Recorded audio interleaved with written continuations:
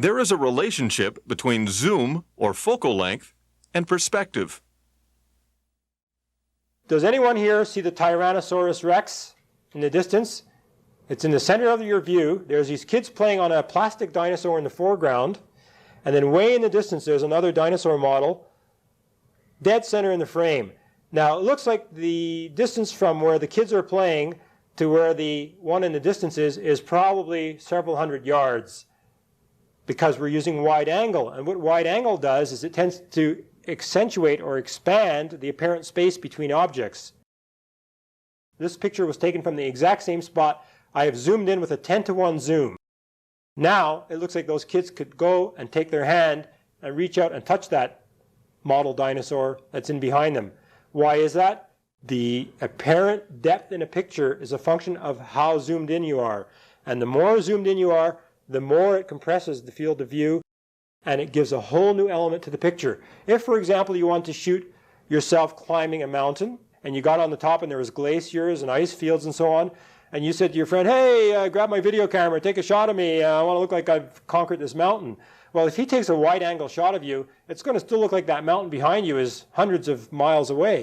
Whereas if he goes and sets a shot like this up, where he moves a little further away from you, telephotos in, then it's going to look like that glacier behind you is right there. It's going to look like you were right there and yet you were part of the moment, much more so than a wide-angle shot would.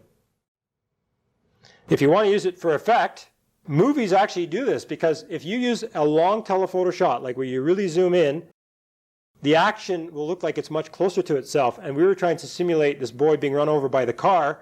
Again, if we were very close up and shooting wide angle, it wouldn't have looked realistic at all. So what we did is we ran far away and we zoomed right in as close as the camera could, and we did this scene, and because it runs fast enough, it almost looks realistic, doesn't it?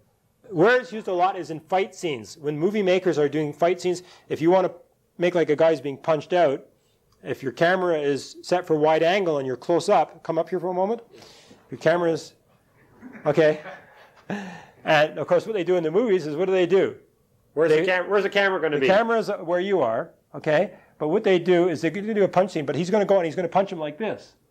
But if it was a wide angle shot, everyone could tell that that wasn't really a punch that connected. But if they go and move the cameras far away, and then they telephoto the shot in, and the guy does that, it looks very realistic. Or what they'll do is they'll have the subject turn like this to the camera, and the same kind of principle applies.